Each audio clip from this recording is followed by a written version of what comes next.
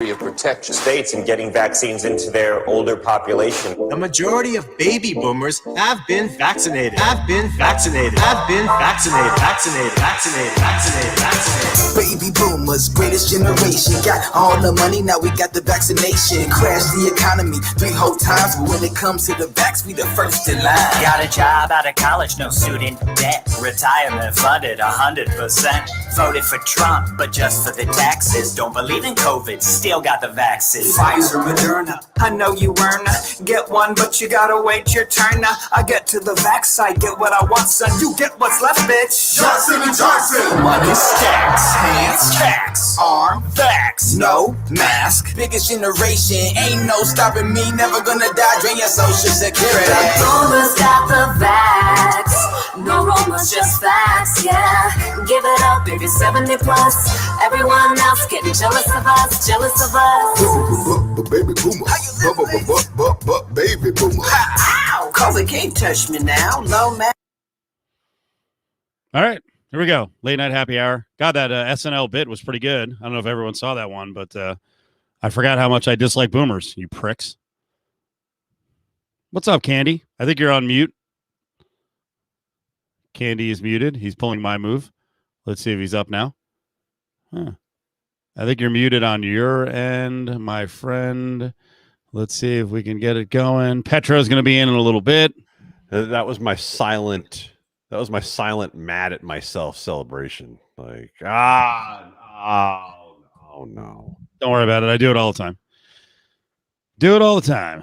I was so mad about boomers like you that I forgot to turn my microphone. Boomers like me. Boomers like you.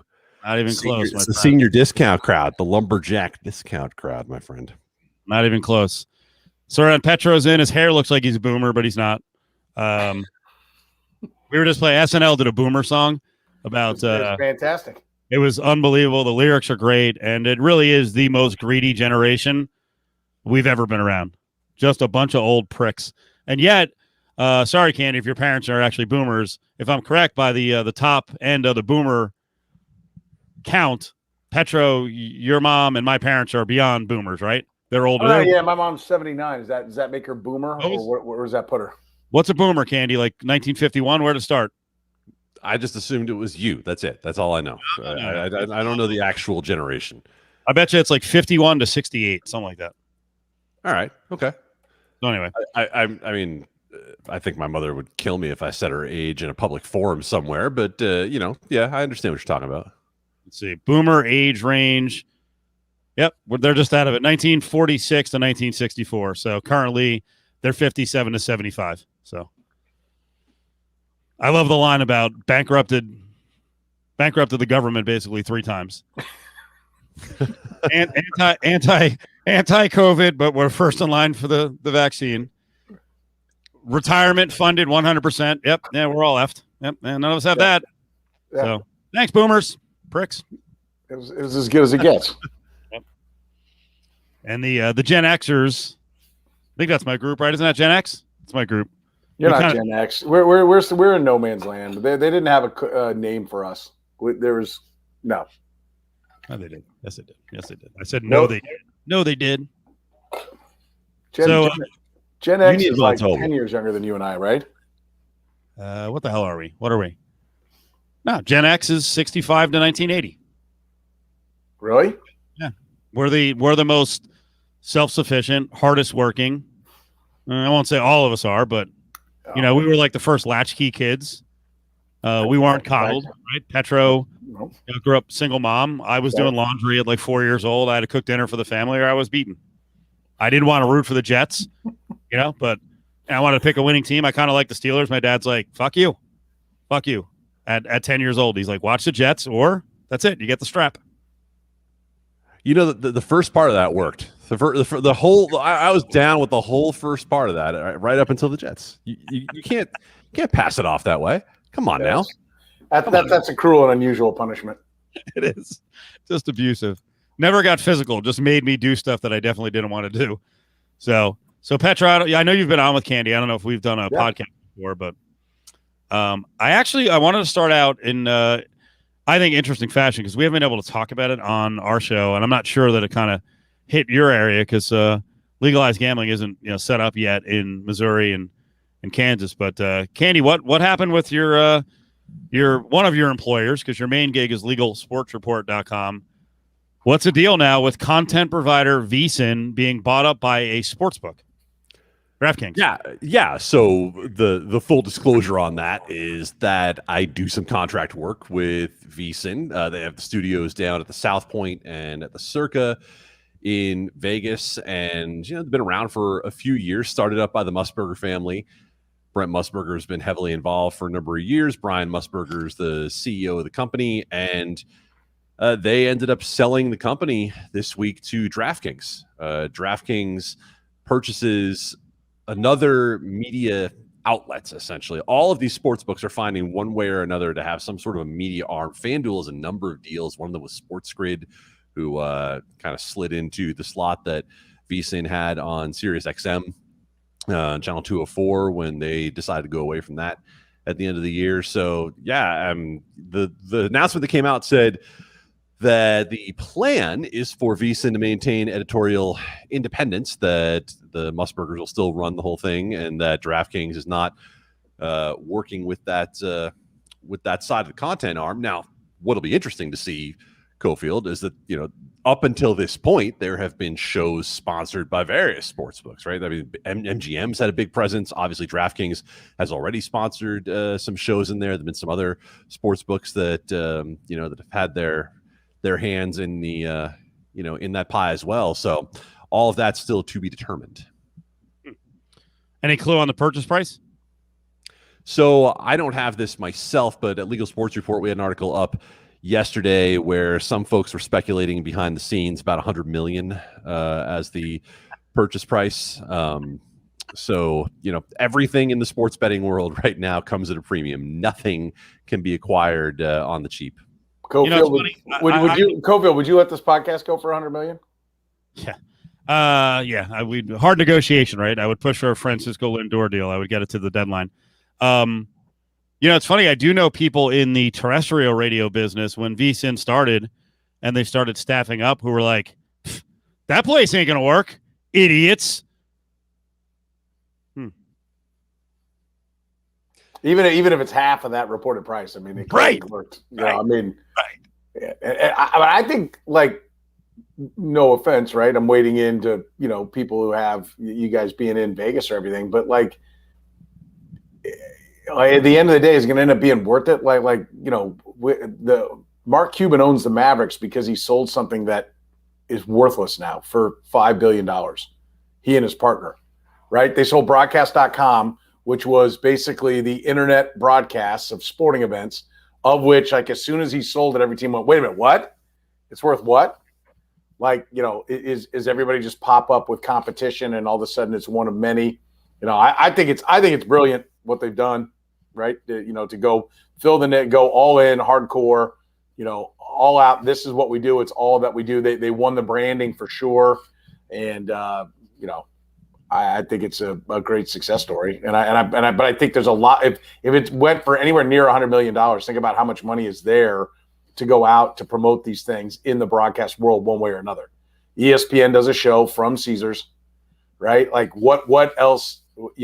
How much money is there around the country? Obviously, Vegas will be the center point for where everything comes from. But how much money is there? Having been in broadcasting, I've seen the mortgage refinance going into the mortgage bubble. I'm not predicting some bubble or something in sports betting, but I remember when we got in this business, like there was a mortgage ad telling you to buy a new home or refinance your debt, like every other commercial. And I remember back when the offshores, even go back to the offshores, before everyone decided that was illegal. I mean, those were everywhere. And I think that's coming. I think there's a huge injection of cash going into the sports broadcasting field coming as every state comes on board. By the way, Kansas is jamming a law through very quickly. And what people told me would be 3 or 4 years from now may get done sooner rather than later. Just a quick update on the Kansas thing. They came damn close this year. That bill's going to die this year, but I won't be surprised if they get it done next year. Yeah, because there were people that said, "Hey, Kansas." I had people in the government tell me Kansas is a conservative state. It's inevitable. It will happen, but you've got to turn so many people around that we're looking at like 5 years from now, and it got really, really close. I had the same people call me going, scratch what I told you, because I wouldn't think it would get through this committee. I didn't think it was going to get through here. And so, and usually Missouri got gambling done before Kansas. Kansas City, for people who don't know, is on both sides of the state line. And Missouri got the riverboat gambling through, and now just regular casinos through before Kansas. And the expectation was that it would be that way again, but it's Kansas that's really jammed it through fast, or almost jammed it through this time. All right, Candy. So, any questions from the audience on VSiN? It's a local company here in Vegas, and DraftKings. Someone did ask earlier, what does DraftKings, or what do DraftKings and FanDuel have to do to get the okay from the commission here to start taking bets? I mean, now DraftKings has what was the partnership they had just signed like a month ago where we're like, wait, they're not even, it was a sponsorship. Fuck, I can't remember. UFC, I think. No, I think DraftKings is linked up with the UFC deal. And we were all like, wait, they have a partnership with the UFC, a Vegas-based company that holds a lot of its big fights in Vegas, but we can't bet DraftKings here. And now we're going to have the same thing. You got a Vegas-based content provider. DraftKings can't operate here as a sports book. So when could that change? And why does that actually exist? Why are DraftKings and FanDuel blocked right now? I'll do you one better. I mean, DraftKings has an office here. Like, they have a large office here with dozens of employees. A big presence down at Town Center and right now in that mall in the middle of town. So here's the story when it comes to DraftKings and FanDuel. Ultimately, during the DFS days, when that was the big hot thing in the middle of the last decade, you still had the influence here of Sheldon Adelson, who is now passed away, of course, the owner of Las Vegas Sands, Venetian Palazzo, etc., who was very, very anti-internet gaming. And because of that, you had a situation where Nevada became one of the more difficult states for anyone to get involved when it came to anything that could be perceived as gaming on the internet. And so Nevada has DFS blocked. Essentially, you can't play daily fantasy sports here. I know people who basically drive right down to the border in Prim to go put in their DFS lineups every day. Anyway, when it comes to DraftKings in particular, I talked to Matt Kalish, one of the founders of DraftKings, when they opened the office here, and I said to him, "Hey, man, when is it coming? Like, when can we have the DraftKings app here? Because it's no secret. I've said it on our air. I've said it on VSiN. The app technology for sportsbooks that exists in Nevada is vastly, vastly inferior to everything that exists across the rest of the country." So, and he told me straight out that until Nevada drops the in-person registration requirement, where you have to actually go to the casino to sign up for your sports betting account, that DraftKings didn't really see the benefit to being here. So Petro, do you understand what the traditional books here are doing? And it sounds like a minor thing, but we have to go to brick and mortar to sign up. Right. We also to deposit, that's mostly a pain in the ass. And New Jersey is destroying us in Nevada because they streamlined everything. And we're still, listen, Candy, and especially we live off the casino industry. So I don't want to kill them for their archaic ideas. And you lived here. The idea is, hey, let's get people in the casinos. But at some point, it's counterproductive. No, I don't want to go to I don't have time. People don't have time to go to the Strip to open, 7 mobile accounts at brick and mortar when we could just do this online, and we're seeing other states kicking ass. Yeah, and I think that's what Vegas has to do. Is Vegas has always been the progressive one, right? If you want to gamble, you can come here and gamble, right? They always had the laws. People want it, and they're going to give it to them. And now this is protecting the old guard. And, I remember when I moved to Vegas in 1996, and everybody saying, "Oh, you should have been here in the 80s. Vegas was the best in the 80s, the 70s." Everybody always yearns that if you move there in 2011, oh man, 2002, that was when it's time to be here, right? That's everyone's opinion, but they have to remain progressive on what they're doing. I remember when I moved to Vegas, I was like, "Oh, this is great, man! I can bet on sports." I went down 2 weeks. Right, 2 weeks of the football season to the casino, and I went, "This sucks," and I started calling back to my bookie in Kansas City. All right, I was like, I'm not getting up at 7 o'clock in the morning to go stand in line to get a bet. And we're talking about the 90s. There weren't as many in-game props. There wasn't as much action going as there was then. But I was like, this is ridiculous. Like, I want the convenience of just being able to call a guy, even though the lines aren't as good. And even, I think I had a guy back in the day that if you got within -1.5, he turned it around to -1 each way, right? Or even -1.5 each way. I think so. Like, he had a little middle, like a 1-point game. He'd win both sides of it. But it's like, oh, God, do I want to go stand in line? Do I want to go deal with it? Do I want to drive down there? Do I want to park and then walk 300 yards, to get in there? Listen, people are willing to give you their money, but they're always going to find the easiest way. Now, if you're a big major bettor, right, that's your thing. You want to do it legally because, worst first, they're going to come after the big players. But, there's a lot of $10 to, $200 bettors out there, and they're looking for the easiest way to get a bet down. And, I don't know why Vegas wouldn't make themselves the easiest way to gamble in any way, shape, or form to maintain their hold as the gambling capital of America. Cofield and surrounding, this comes down to one particular casino company in Vegas. And so, I'll tell you that I sat in a gaming control board meeting in which I watched MGM, Caesars, and Wynn all get up and say to the gaming control board, we want to be able to register people remotely. We want them to be able to sign up from their own couch.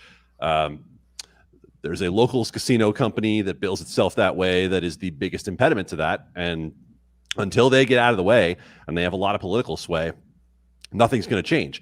And it drives me nuts because that company is out there right now advertising and talking about bet how the locals bet. And they have an ad right now. I just saw it come up on Twitter earlier where they show kind of tongue-in-cheek someone on one side of the border of California not being able to bet and then jumping right over to the other side of the border in California being able to bet. And you're like, yeah, right. That's not true at all. What you can do is drive another hour into Vegas, go find one of our locals casinos, go in there, and I'm not kidding when I say this, sign a form in triplicate, like an actual paper form with a ballpoint pen in triplicate, and sign up for an account. Cofield, when I went to another, not that locals company, a different locals company. It took me an hour and a half.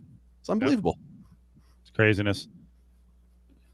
Really weird. Really weird. All right. So on the purchase of VSiN, you can answer these if you want or not. I assume that some of the original employees, especially some of the on-air people, may have gotten stock. Are they all millionaires now?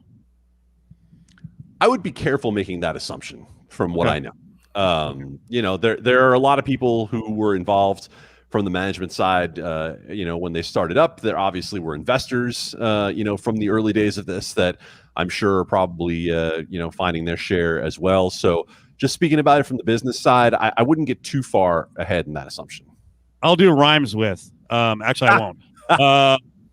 I'm just going to throw it out there. It would be an amazing story if our buddy, Paulie, not only hit Mega Millions for $17.5 million, which he wound up getting some of that from his girlfriend because she actually hit, and then hits for millions again in a business venture. That would be incredible. And he would definitely give me a windfall too, so I would be getting some money. Oh yeah, well deserved. Well deserved. That would be insane. So at the highest level, though, the hosts all do a good job, and they deserve some equity, and they've got sweat equity. They took risk by going to VSiN when it was a company that a lot of people were like, "Whoa, okay, is this going to work?" I know you mentioned a little bit like there's still a lot of unknown details. DraftKings is in for whatever amount. Well, VSiN was heavily funded by the Gone family, right? And Derek Stevens.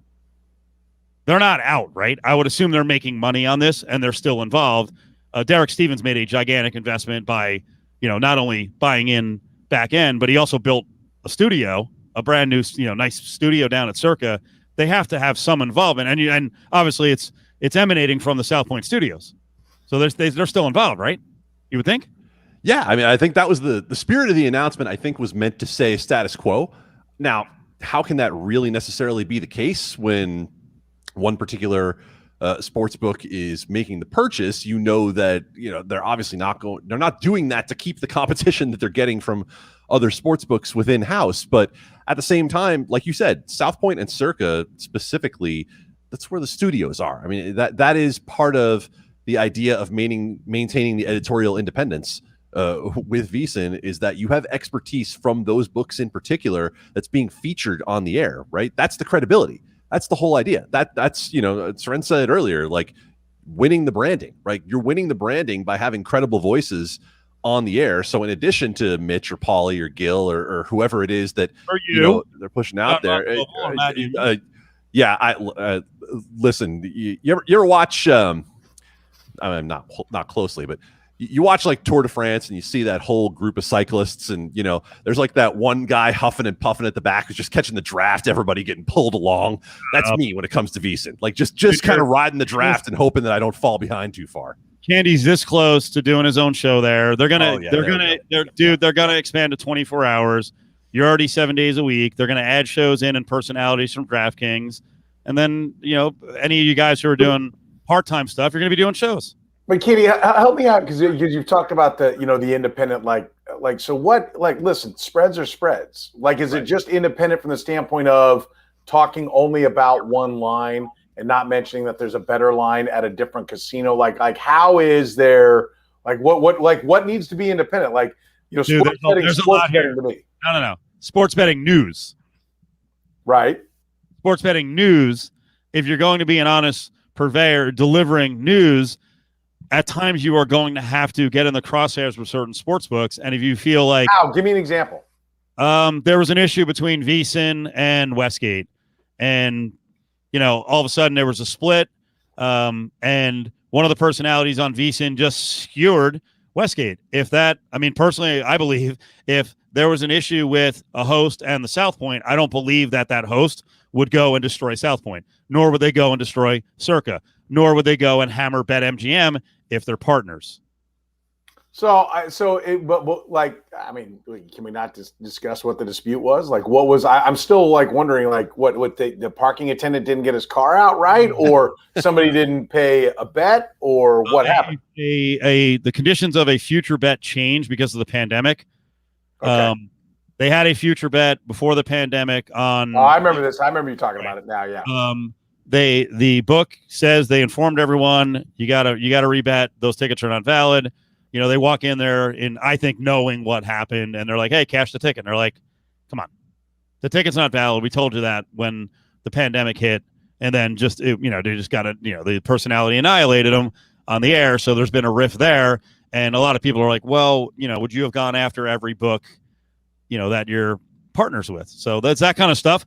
But the audience doesn't know all the details of that, so that's unfair to the audience. And it tells how many situations like that actually arise? Like hardcore gambling issues and like bets being turned down and players being kicked out of sports books, low limits. Players are banned all the time by sports books. I agree with that, and that's one of the things I've tried to express to people here in Kansas City. Like, hey, when it comes about, like if you start beating up the books, they turn off the faucet. Right? Like they don't have to take your bet. Like, yes, sports betting's legal, but you do not have a legal right to make a bet of any amount, or even if you consistently win, you don't have a right to bet at a certain location. They can be like, no, we're not taking your action because you're kicking our ass. Right? That's not what they'll say, but or maybe they even will. But like, you don't have to, they don't have to take your bet. And I think that's what a lot of people, first of all, everybody thinks when sports betting just comes around, oh, I'm a genius on sports. I'm going to make a killing on this thing. But even then, if you do, which most people do not, but if you do, they can turn it off on you. And I think that baffles the minds of people. So, I think that's something that like in a place like Kansas City right now, like, oh yeah, when it comes, I can just go bet whatever I want, whenever I want. Yeah, you can, as long as you're not like crushing them. You got follow-ups because I kind of cut off you and Candy before he got the answer. So was there anything else? I was going to kind of follow up on the point that I think that Seren was going to. They're saying like, well, where would there be questions of independence, right? Like what actually, like you said, the lines are the lines. I think the difference is when you look at certain programs that say presented by BetMGM, presented by DraftKings. That's what they've had for at least the last year or so. I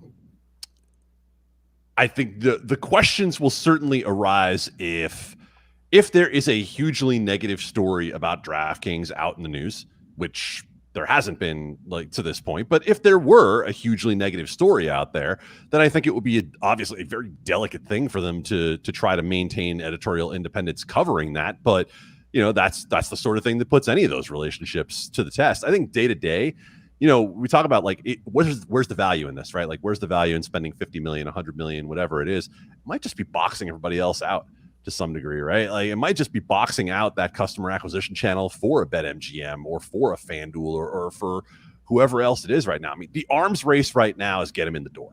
And some of these companies are spending up to $500. If you look at the value of what they're actually paying to get someone in the door, they're spending $500 a head to bring people in. They're paying for quality leads to bring people in and try to keep them there. And you've seen the offers out there. You guys both have. Some of these offers are up to $1,000 match bets to bring people in the door. And if you're someone who's in Michigan right now, where they opened up a couple of months ago, you could have gone to 3-4 different books, gotten 3-4 different $500,000 offers, and been swimming in some free money for quite a while. It's going to keep, it's going to keep the average bettor going for a little while with $2,000, $3,000, $4,000. So, the arms race to get people in the door right now is huge. And even if the only thing it ends up buying for DraftKings is the ability that if you listen to VSiN, that DraftKings is your channel in the door, that probably is worth quite a bit to them to keep everybody else out. But is there any difference? And so and I agree with you. That makes perfect sense. I think that's a great way to describe it. But from just like a believability standpoint, that kind of thing, when ESPN has something in their company that goes awry, and it's in the sports world, they tag it on SportsCenter, just a little thing, no music, no fanfare. Today, such and such happened. It should be noted that Disney is a parent company. ESPN is owned by blah, blah, blah, blah, blah. ESPN's, I don't know, boss, whatever, said this, and ESPN will have no further comment or whatever. And that's it. And then they move on. Like, I don't know that it's any different. Like, every company has 10 wings anymore. So I think it seems like a big deal, but it's really not a challenge that every broadcast entity is already facing, isn't it? I agree with you. I think that there's probably a perspective that the three of us in here have that is a little more nuanced and a little more, educated on all of this than the way a lot of people will look at it, right? I think it's more a perception issue that they'll have to fight, at least over, probably specifically over the next 6 months to 12 months, right? Like, to make sure that nothing big changes. If everything continues generally the same as it's been, except you don't hear, Betting Across America or a numbers game presented by BetMGM, it's just, you just see the DraftKings logo, then yeah, I don't think that there's all that big of a difference in the long run. I think if a big issue like that happens to pop up in the next few months and they were not to handle it in an up and up manner, then I think you would kind of validate some of what you've seen out there, among the self-styled intelligentsia on sports betting Twitter, who like to tell you that they're the smartest that have ever done this and they've been banned by every book in the world. Like, those will be the ones who will be the ones to pounce on it and try to say to everybody, see, we told you they couldn't be independent. So, but isn't the end game, just as we now have NFL Network and like here locally, right? Like with the Chiefs, right? I cover the Chiefs, and KCChiefs.com gets the story first, and they put it out there because they want you going to the Chiefs website. Like, isn't the end game that every one of the books is going to have to produce their own betting network? I think this is exactly what it's moving toward, right? Like, that's why we talk about DraftKings, VSiN, FanDuel, SportsGrid, CBS, William Hill, NBC, PointsBet. Like everybody's got one of these partnerships set up right now. And it extends to the leagues as well. Like, it's getting harder and harder to pull apart all of the wires that are getting crossed up here as these deals get signed so fast. And honestly, when it comes to DraftKings, ESPN, like, they've got a tie up there that we haven't even really been able to totally untangle and understand, like, who has what and who owns what. So I think you have a great point there to say, in the end, everyone will be producing their own content. I think it's understood to some degree if it's an unknown entity, if it's one of these media companies. I don't think everybody had a great idea of what SportsGrid was producing prior to this. So if FanDuel has an influence on that, then so be it. I think VSiN, because it went out there and because it so clearly said, like, they've tried for years to say, we're not about picks and predictions. We're not touts. We're not selling you picks. This is just analysis and information for you to be able to make bets. I think that branding in particular is based on the idea of independence, right? It's based on the idea of no one's telling us what to tell you. No one benefits when we tell you what to pick. But it's like you're also saying that we also know to some degree that everyone is being paid for by someone. Everyone is being paid for by something. And the idea of independent media has been dying a slow death for decades now. I'll push back a little bit on the dying part. It's been in competition from a new wave, but and listen, I face it when we have a deal with the Chiefs, which we don't have right now. You get accused of being like you're in their pocket or whatever. And I can honestly say my bosses have never. I've been called in like, hey, our partner, whoever it is, like right now we carry Kansas football and basketball. I can honestly say I've never been called in about anything about Kansas for anyone who's listening right now. But, there are times like I said something is like, hey, the Chiefs are wanting to know about this or that. And you say, okay, well, this is why I said it and what it is. And my boss has always been like, okay, I'll let them know. Here's where it is. Here's where you're coming from. And that's it. And there was never a problem. And I give credit to the Chiefs. I never really did have a problem with the Chiefs. I can't say everybody in my building didn't have a problem with the Kansas City Chiefs when we had a partnership with them. But for me, I didn't have it. But I think that fans have come to understand, like if you go to the Chiefs website, you're not going to get like, why did Andy Reid fall asleep on changing the game plan during the Super Bowl? Like, why did you keep dropping back? Right. But if you come to me, you're going to get that. And I think while VSiN may sign up and maybe everybody goes to their own sports book, there'll always be a marketplace for the guy who then truly is independent, right? For the company, for the show or network, stream, whatever it is, that has no affiliations, maybe even carries the advertising. But I think the consumer can figure out, like, I think the consumer knows Fox News is going to spin you Republican and MSNBC is going to spin you Democrat, right? So and maybe that's a terrible point now that I think about it, because is there a media outlet that you can actually get honest, fair, objective politics without knowing it's one side or the other? Maybe that is. Maybe I'm looking at it the wrong way, and maybe my company's about to go down the toilet because eventually you got to pick a side. You're either all in with your hometown team and kissing their ass and putting business deals together with them, or you're out because, trust me, I run into the fanboys that if you're critical of the Chiefs or something, and I think I have a great relationship with Brett Veach and Andy Reid, but I'll say something like, "Who the hell do you know about, drafting more than Brett Veach? You should shut your mouth." Like, well, Brett Veach would be the first guy to tell you he makes mistakes. So I'm just telling you these are mistakes that he's made. He does way more things right than wrong. But maybe I'm wrong. Maybe my company will go the way of the dinosaur. I'll be out of work in 2 years, and it's if you're not kissing a team's ass, that's going to happen. And if you're not kissing a sportsbook's ass, there's no place for an independent analysis.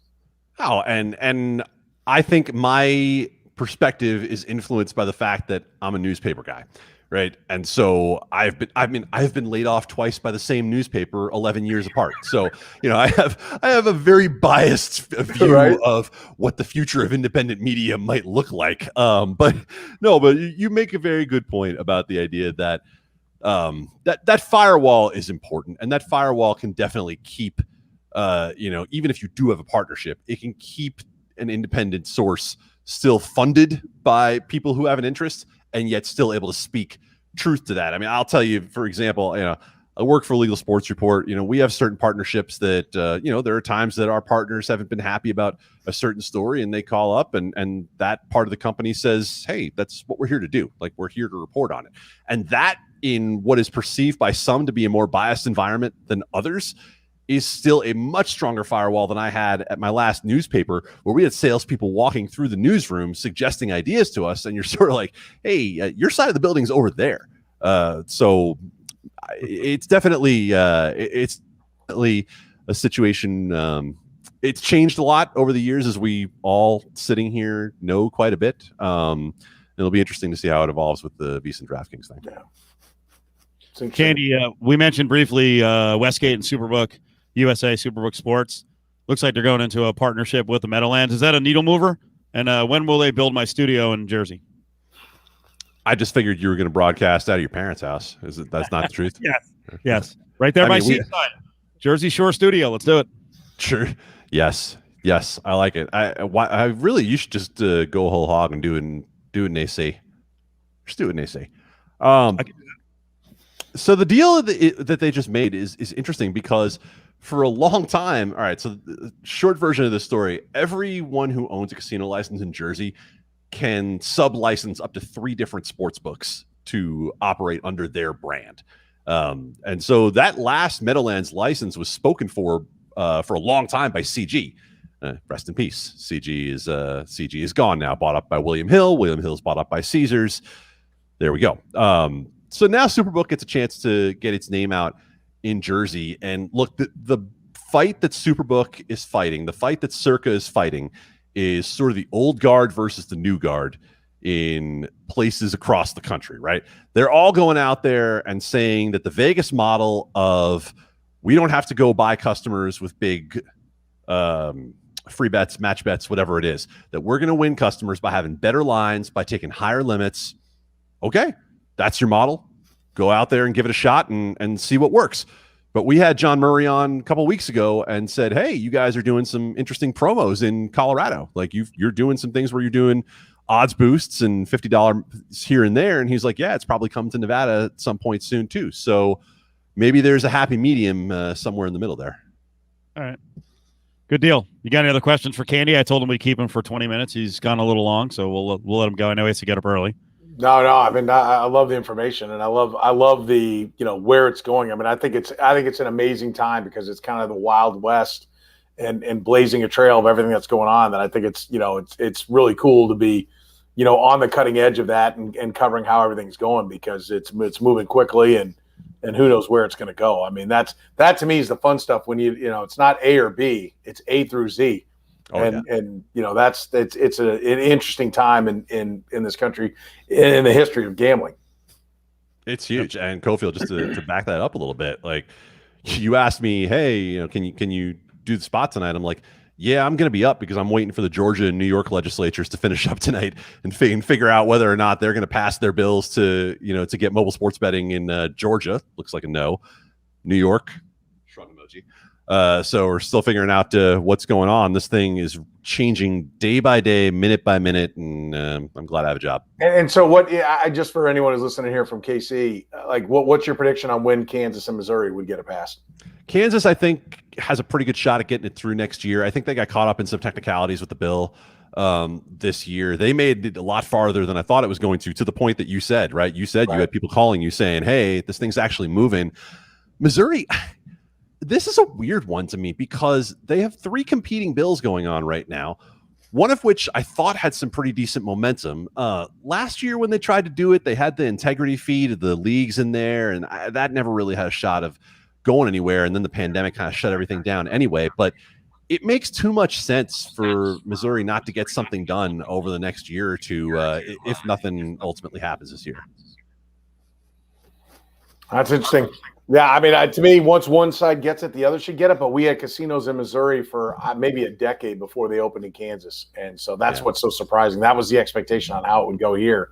And instead it's Kansas. I think maybe Kansas learned a lesson and they're trying to get there quicker. But I know a lot of people are waiting for it here for sure. Well, on the interesting part, it goes on the St. Louis side, right? Because we've got all these deals going on for DraftKings and others, right? Basically, right over the river. Yeah, right? Illinois.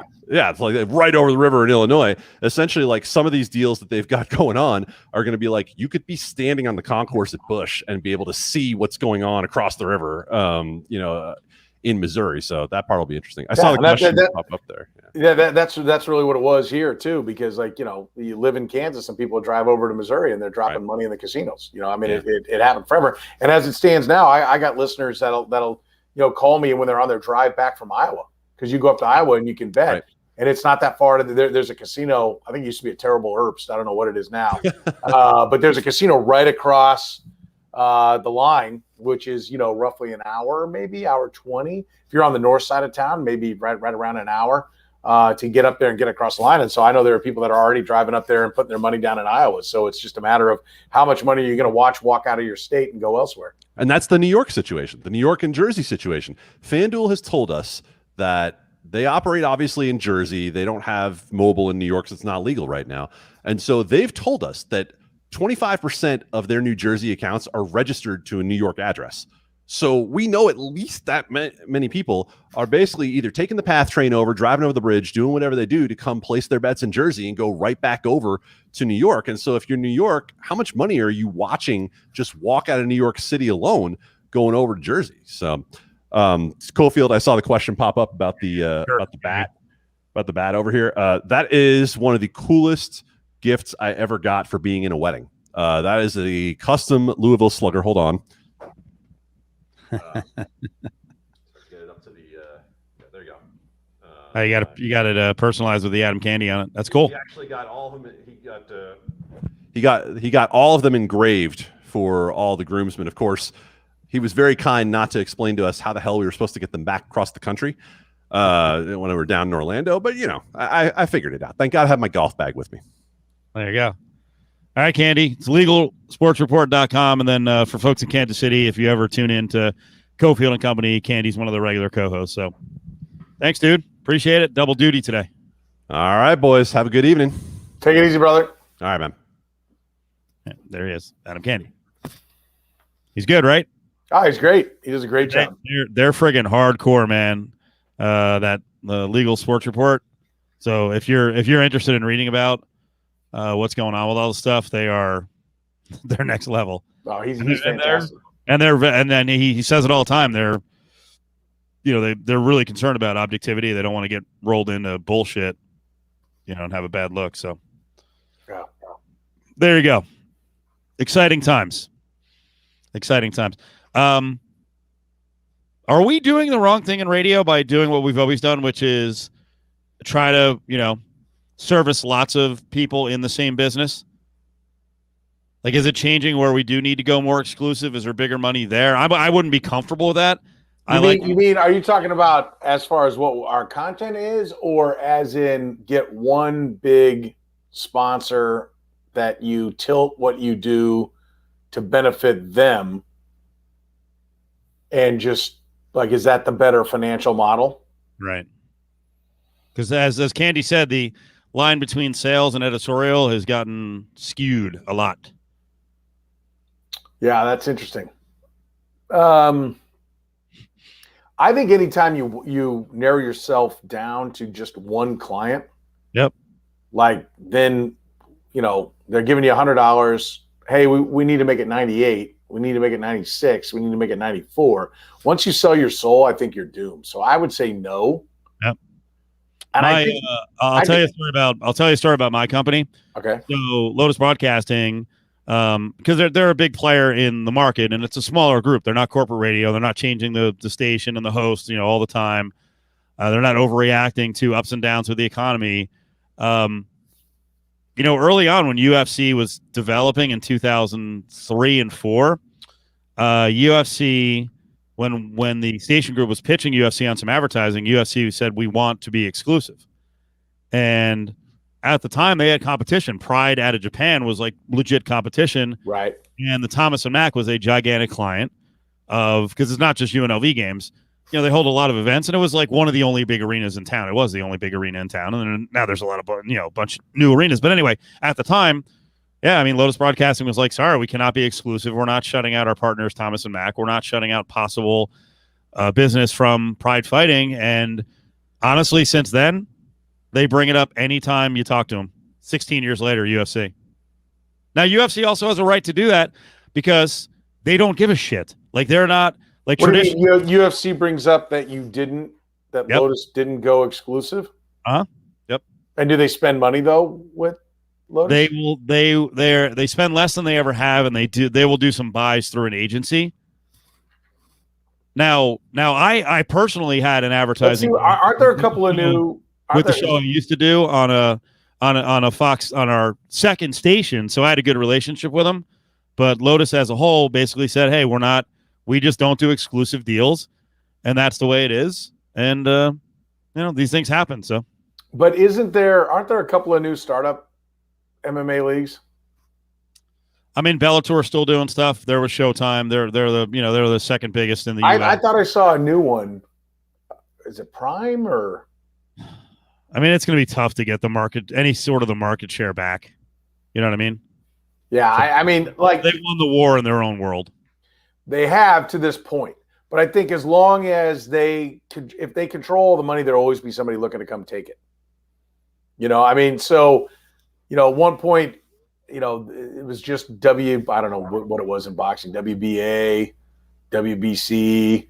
I don't remember, which one was first. And then the IBF came in. And I mean, I think there's always room, for others. Yeah, I think things could change. I mean, their partnership with ESPN obviously gives them a gigantic advantage. Yep. So, but the reason I brought up UFC, because people are going to ask for exclusive deals, and different companies will react in different ways. When Candy was talking about all the sportsbook stuff, we do business with lots of different sportsbooks in Las Vegas, and I think that's really important because we can deliver the news objectively. If we need to get on a sportsbook, we can. I mean, there was a point today we were at the TI Sportsbook, which is inside a sports bar there. Our guest today, because he's always on Wednesdays and the TI show bounces around, our guest was from the Westgate. I think we made comments about Action Network, a provider, about VSiN, about Legal Sports Report. Technically, they're all competitors. I think we probably mentioned 2 other sportsbooks during the show. And for me, it's important if we have to talk about different lines and news stories. Like, I can't from show to show go, oh my God, we're here, so now I can't talk about this. So this is deep divey stuff for the audience, but that's the way it is. Listen, I get it. I mean, it's the look under the covers on how the business works. I mean, there are things. Look, just again, since we tend to be quite honest in this discussion here. Like, I'm not gonna do a show from a car dealership other than Robert Brogdon. I mean, that's who sponsors my show, and frankly, I've bought 7 cars. I have this line. I say, listen, I haven't test driven. Been given a little loaner to ride around in. I bought my cars there because I feel very strongly about how they do business and everything. We joke around about like the NASCAR thing, like when I drop sponsors, that I could drop like 7 sponsors like a NASCAR driver, right? But I mean, they do a great job. So I mean, I think there is like, but for me, I think the trick is like, I think that's where it'll be interesting to see if like a VSiN and everywhere else goes. If your only sponsors are in what you talk about. Mm-hmm. Like, you're in niche, right? And believe me, there are riches and niches, right? I think that's a great, like let's be clear. I mean, MMA is a niche, right? And they've dominated that niche. There's billions of dollars in that niche, right? But for us, like, we're not just sponsored by football helmet companies, sporting goods stores, like we're sponsored by car companies, restaurants. I mean, to me, that's one of the things where I think if your audience can be big enough, then you're not just a niche company. Right. And that's where I think the gambling industry, I think over time, when it becomes more mainstream and it's everywhere, then there will be guys who maybe are not hardcore gamble that are just like, I just want to have $20 on the game and I want to have a couple of futures bets and some stuff to kind of root on. And those guys will be, when your audience grows that way, then you can reach out to car dealers and, grocery stores and the other mainstream things, right? Yeah. Well, the gambling stuff is fascinating. Sports gambling is the only guaranteed, at least in the next 5 or 10 years, growth industry in sports media. The rest of us are, fighting and clawing to kind of reinvent ourselves, find ways to generate revenue, do what we've been doing, but I know you don't want to hear this. I know Adam will like this, but I disagree. I think there's growth in soccer. Okay. I mean, I'm not going to tell you it's going to overtake the NFL, but I think there's growth in soccer, and I think there's growth in women's sports. And do you remember when the WNBA came about? You remember our buddy, God rest his soul, Sports Pig? When the WNBA came about, he said the goal was to put he's predicted that within, I think, 10 years, there would be a woman on every NBA roster. Like, that was the future. Like, wow. Which I love the guy because he was diabolical in his thinking, which made him one of the most entertaining guys I've ever heard on the radio. But that's not where it was going. But I do think the NBA was ahead of its time because now you see the European leagues, trying to invest in it. And you see now arguably the most expensive sport based upon buying a team, like in Germany, Dortmund is investing hugely in their women's team, and their women's team is hugely successful. It dominates. And their owners said, we are absolutely 100% all in on the women's sport, and that's where the growth is. And I think you see ESPN is all in on the women's basketball tournament. And I do think so. I think there are markets that are untapped. Like, will women's college basketball be bigger than men's? No. But is there a market for? Are women willing to go watch and support women's basketball? Like, my wife will casually watch, a sporting event. She's not a big sports fan. But if you get to a women's event, then she's more interested. It's like, oh, okay, here it is. I mean, I think there's a little more growth than – I think you just got to find where it is. And it may be niche, right? Women's basketball may be niche, maybe only women. But I think there is still growth out there. Is this a terrible Final Four? The Final Four itself, not the title game. For me, like, I'm not the right guy to ask that question. I know where you're going. I'd like to hear your conclusion is yes, right? Well, my conclusion is for the casuals, ratings are already a disaster in all sports except the NFL. Well, I don't want to say that, but they're dropping in most sports. Right. This is not going to do well in the ratings because people are going to look up, and I get UCLA is a recognizable name. Houston from 35 years ago, yes, but they're not recognizable. We know the other two schools, their brands are growing. They're really good programs. I just think it's going to be a flop. Now, I think the title game could be epic, but I think Saturday is going to be a potential disaster because you don't have all the brand names aside from UCLA, and the games could be blowouts. Will we have will a Gonzaga-Baylor game be highly rated? Like, you're measuring this based on ratings. Yeah, and I shouldn't do that because I almost never do that because we always talk about all the ways to now consume games, and streaming media is gigantic. There's so many young people who are going to watch on a computer or a phone, and the March Madness app is awesome. Watching the tournament throughout the tournament and being mobile and being able to pop on your phone or your computer and I agree. Games is great. I just don't know how. I think they're monetizing it. I don't know how it works in the ratings, but are people going to be fired up to watch these games on Saturday? Listen, I can't speak like I'm P1, right? Like there isn't anything like if you ask me on a fight, like I used to be P1 on boxing. Yep. I'm not anymore. I've never been P1 on MMA, right? When it's a big card or something and I got friends like, hey, let's get it, then I'll get it and watch. Then I can give you an honest answer and an educated answer about whether or not it's big.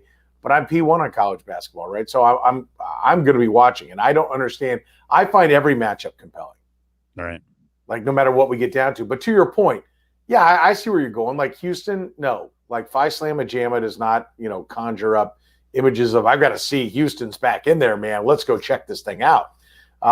Kelvin Sampson's not a household name. I think if you're a college basketball fan and you watch how they play, it's a different style. I don't think it's one that lends itself to constant success. Like, I don't think we're beginning a run of Kelvin Sampson having 3 Final Fours in the next 5 years because I think his style is one that gets you ejected. I think a defensive-minded approach gets you ejected. Now, I think he's better offensively now than he's been. I think his time in the NBA made him better as a coach, which we can talk about more later. But no, I get it. Like, my kids are not itching to see Houston play, right? My friends that are casual sports fans are not talking to me about Baylor and Gonzaga. Like, I do think that the Duke, North Carolina, Michigan State, Kansas didn't fail. I say Kansas because it's local here for me. But if it were Kentucky, Duke, North Carolina, Michigan State in the Final Four, that would have more people talking because that tells the casual fan this is a big deal because the big deals are playing. Right. But I don't know that it can't end up being a positive if it announces that it's now a more wide open game, and we're not just down to. I think it's a good thing for college basketball that it's the first time 4 teams west of the Mississippi are playing. Right? I think it's a good thing that there are 2 Texas schools because we've long heard about all the talent coming out of Texas, and now the schools, and it comes one tournament removed, 2 years, but one tournament removed of Texas Tech sending the game or actually leading the game and having it sent into overtime where Virginia would ultimately win. It's showing that all that talent and that population base is now turning basketball into, Texas basketball into a winning thing. I think it may be one of those that we look back that, no, maybe the ratings aren't huge, like Bird Magic was huge, which was clearly an iconic moment for the NCAA tournament. But we may look back and say, this was the beginning of it truly is a little more NFL. That parity exists, and when the tournament begins, you can root for your team and go, my team's got a chance. I hope. I've been saying that for a while. Biscuits and Gravy said, I'm only interested in a potential and likely Gonzaga Baylor final, not interested in Final Four games. Jim with a dose of reality after what happened last year. It's great the Final Four is now here because we didn't have one last year. I agree. Biscuits and Gravy, I'm curious, like, are you a college basketball fan? Like, my assumption is no. Because I think Baylor's an amazingly compelling story. I mean, like, around here, we've talked about it a lot in Big 12 country. I mean, Scott Drew took over a program where there was a murder within the program. One player killed another player. And a cover-up. And a cover-up. And a cover-up at a faith-based university. At a faith-based university. They had no non-con games. They took 3 years to get any traction, and now here they sit in the Final Four after 2 previous Elite Eights. And Scott Drew's long been a villain, and Gary Parrish did a really good job of breaking down about how he kind of negatively recruited against other schools, and he became kind of public enemy number one amongst the other coaches in the Big 12. And, you know, and now he's kind of reinvented himself. He doesn't have a roster filled with, you know, he used to always have a couple of top 20 guys, and now his highest rated recruit is, I think, well, with Gonzaga. Gonzaga's kind of similar. Who's got the Florida transfer? Which one's got the Florida transfer that's number 24? Gonzaga. Right? I think Baylor's highest rated recruit is like 60-something.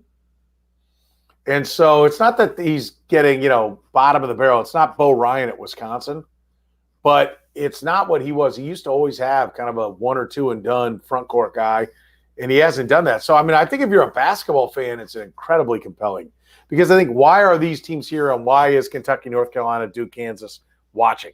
And weren't even a consideration, and Michigan State weren't even a consideration for the finals. If that's not fascinating to you, and then these schools that are here and the evolution of Gonzaga is not fascinating to you, that's fine. It doesn't have to be. I'm not going to tell you you're a bad fan, but I will tell you you're not a hardcore college basketball fan because I think the college basketball fan sees this as one of the most compelling Final Fours we've seen in a long time. Well, I think he said he's a Kansas fan and maybe not a college that makes sense. And there are a lot of people out there like that. And I think that's also going to contribute to low ratings because there are a lot of Duke fans who are just Duke fans, North Carolina fans who are just North Carolina fans. That's it. That's what we care about. I will say this, and I think, you know, I've talked about it a lot. Like one of the harder things, you know, we still take calls, not the way the industry used to be where, you know, not the way WFAN still does things where they just basically say, here, call and carry the show for me. Or some of the shows, I don't know. It's been a long time since I've listened, but you and I have talked about that a lot. I still like to take the calls because I like to get the fans' input. But like, we will break down college basketball, and like it's one of the lowest call-driven things, which is fine because we always have way more topics than we're going to actually get to that day. But I think college basketball is one of the most misunderstood, and I think the hardcore college basketball fan is actually one of the lowest numbers out there. I think there are a lot of fans of my schools, and I like to root for my school, and I know basketball is a pretty big deal, and so I'm on board, but I don't really have any idea what's going on out there on the floor. Like emotion offense, I think maybe 2% of the people that will watch the Final Four could tell you what emotion offense is and how it works. You know, what is the high-low? You know, all those things, like the nuances. Like I think football fans dive in harder, and they can tell you better, you know, they know better the inner workings of the game. But I think basketball is a largely unknown commodity that is is powered by the passion of fans for a team. Like people are like, I love college basketball. I hear people that tell me, I love my team, right? You know, Kansas has a huge following. Like, do you love your team or do you love having drinks with your friends while it's on in the background? Right? Is it a rallying cry and a gathering point? And it's fine for both. Just don't, you know, the only time I care is when you try to tell me I'm wrong and that you're a huge college basketball fan and I know that you haven't actually even watched your team play. It's just your, you know, bar get-together point. That's the only thing that frustrates me. And I think that's a lot of what college basketball is. America is a drinking country, and we love a reason to get together and drink. And a big Monday game for your school is a reason to get together and drink. And you talk about life and your family and your kids and your work and your bullshit. And at no point do you actually – and then somebody dunks and you go, oh, Yeah. Right? Like, I think that's where college basketball is on a lot of people's, ability to digest it.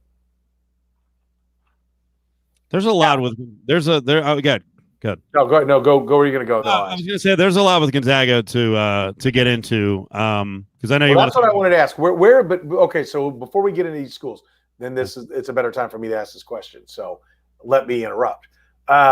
Where do you sit on this Final Four as a hardcore? I know college basketball, you love it. Like, you have a tremendous passion for it.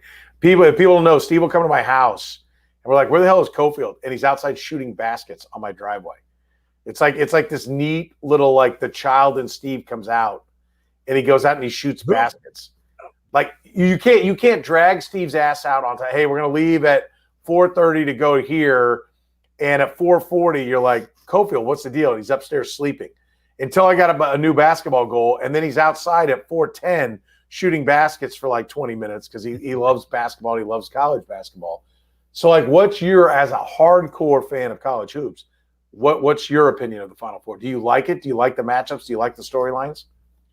I don't like the matchups because I think they're both going to be blowouts, but I like the storylines. Yeah, I mean, I think there's interesting stuff with Kelvin Sampson. Cronin's a character. The fact that UCLA may be back. Which I hate that phrase. Yeah. Because advancing deep into a one-and-done tournament one time is not back. Well, there's other signs out there with recruiting from Cronin. Like, he's dealing with a different player pool now. I mean, I think he's going to do a fine job. I'm not convinced that he's going to do a job that satisfies the UCLA fan base that ran off a head coach that had just won the league and went to 3 straight Final Fours. Right? Like, if what was going on at that time was not good enough with Ben Howland. Lavin wasn't having success advancing way into the tournament, but he almost always made the Sweet 16. The recruiting was still high. Yeah. Frankly, the other one is Alford wasn't doing a terrible job. Right. Some of the guys that are on this team are Alford's guys. Right. He left behind some good players. Keep in mind, well, I won't go too hardcore on this, but there, UCLA is a victim of its own expectations, and a lot of programs are like that. Hell, we deal with it here in Vegas. UNLV hasn't been, at that level for 30 years, and everyone's like, Rick Pitino is going to want to come here and coach. And, St. John still has those expectations. The glory teams of the 60s, 70s, and 80s, their expectations are freaking out of control, and UCLA leads the way. I mean, and anyone who's watched college basketball over the years, the struggles of the next guy after guy after guy after Wooden, it was like they can't do enough to keep the job. They have to win national championships or bust. Right. And maybe we've come far enough away that mindset will change. We'll see with Mick Cronin. I do think it's an incredible, because he was not a slam dunk. Everybody says this is going to be a huge win. Cincinnati wasn't pissed when he left. They're like, yeah, he goes to the tournament every year, but he goes out in the first 2 rounds. Funny, right? And then John Brandon takes over, and not only does he suck, but apparently he's a disaster, and all the kids are like, we hate this guy, we're leaving. Yeah, we're out. And so you realize that Mick Cronin, maybe Cincinnati's not the job that they think they are, because they romance their Oscar Robertson days of being in the tournament. The guy before that's great. He's a Hall of Famer. Let's not overlook Huggy. He's awesome. Yeah, he's tremendous. And so I think there is maybe a false sense of worth there from Cincinnati, which is one of the things I love. I've always said one of the most important things for every program to do is see who they really are when they look in the mirror. Right? Like, you can't look in the mirror with a guy who's taking you to the tournament every year and go like, this isn't good enough, which Cincinnati didn't. They didn't fire him, but they were spending all their money on their football program.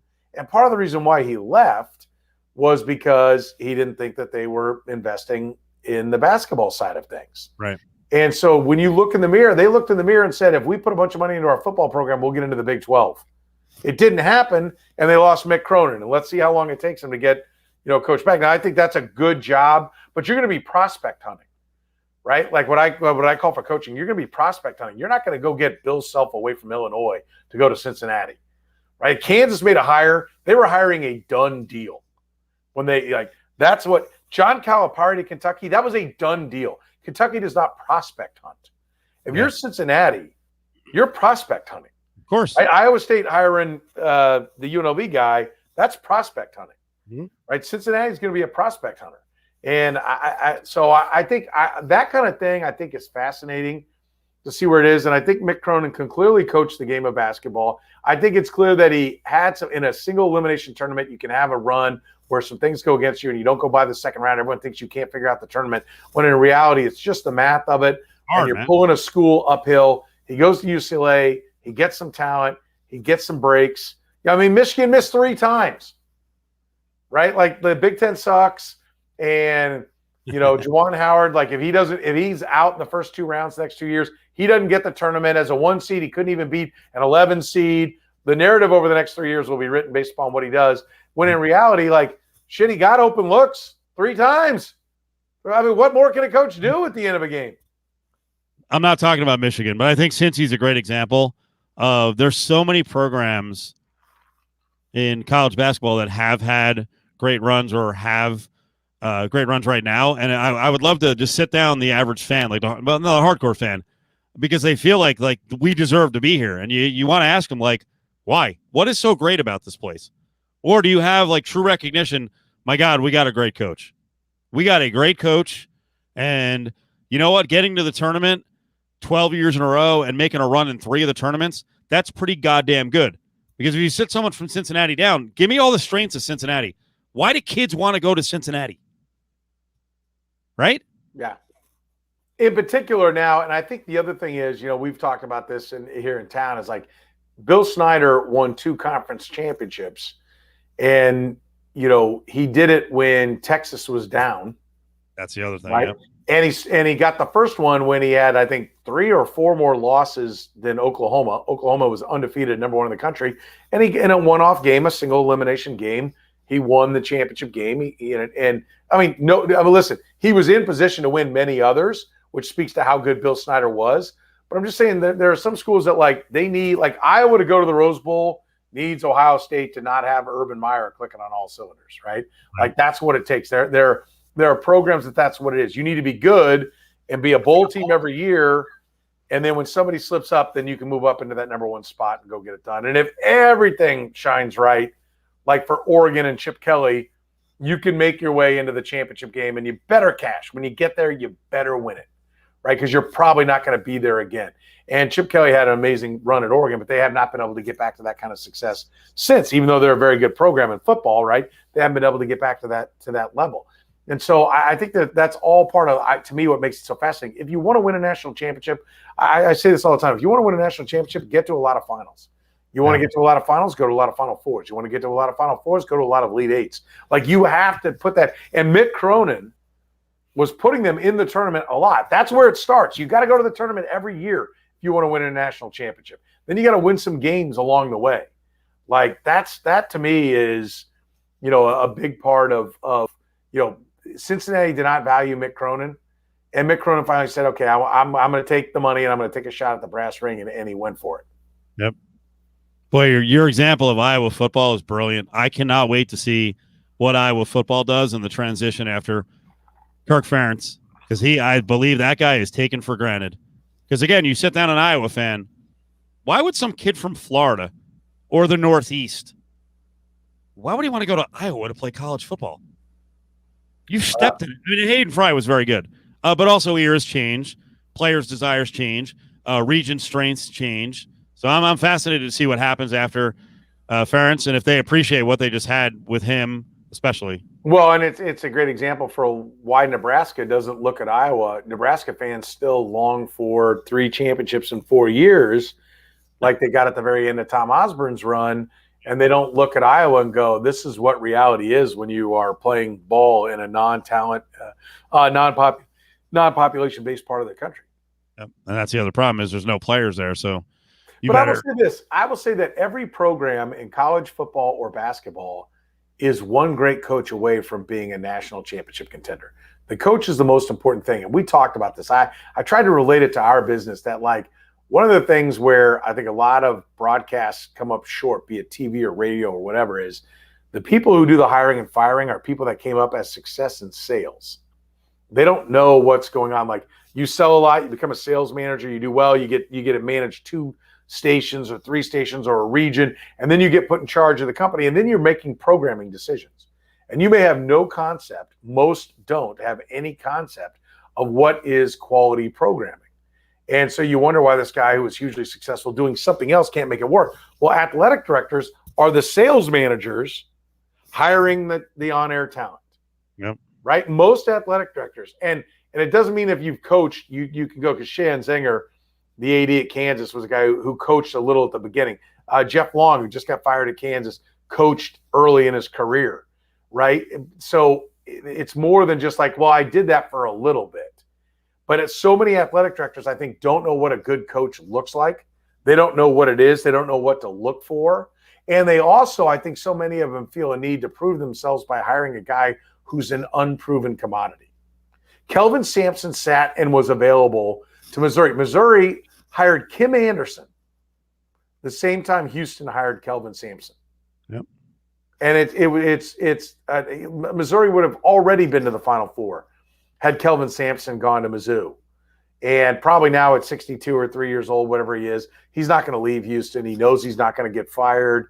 He can be the big dog in that league. Greg Marshall's gone from Wichita, so he has a chance. Mick Cronin's gone from Cincinnati. He has a chance to own the AAC. And I know Wichita got him this year, but we'll see what happens when Marshall's fingerprints are off of it. But like Kelvin Sampson, every Power 6 program that didn't hire Kelvin Sampson, once he became available off the show cause, and even didn't go get him away from Houston early, shame on you.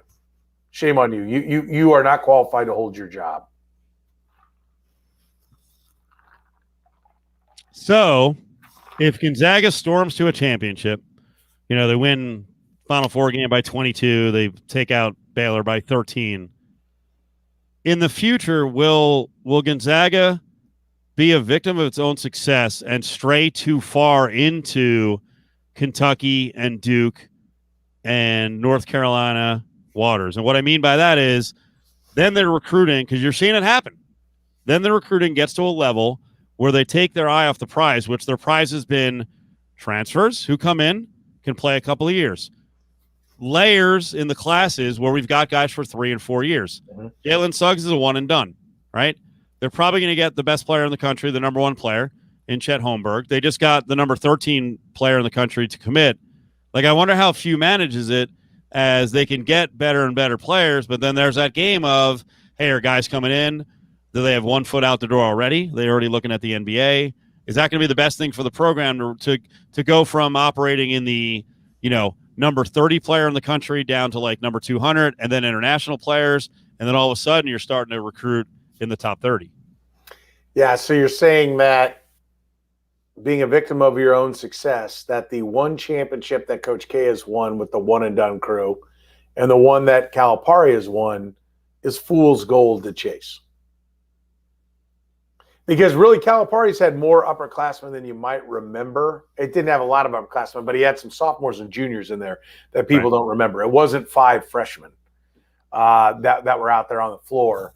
And Coach K has not been back since he won with I always want to say Othello Harrington. What was his name? The big guy. The guy who's bounced around forever. The Jahlil Okafor. Jahlil Okafor. He hasn't scared the Final Four since. Right. But yet he's put together some amazing classes. Yeah, that'll be interesting because they are going there. And is that kid not as hungry? That's where, like, let's see what Kelvin Sampson does at Houston. Right. I had somebody ask me, can Loyola, if Porter Moser stays, become the Gonzaga of the Midwest? And the answer is no, because Gonzaga is in Spokane. So being in Chicago would be a totally different dynamic, just as Kelvin Sampson in Houston would be a totally different dynamic. But can a school from a non-Power 6 league become what Gonzaga is, which is what UNLV used to be? That powerhouse that kids will come to, even though they don't play big-time conference games. They can get the non-con games. I think you got to throw Wichita in there and Butler for a good run here. Sure.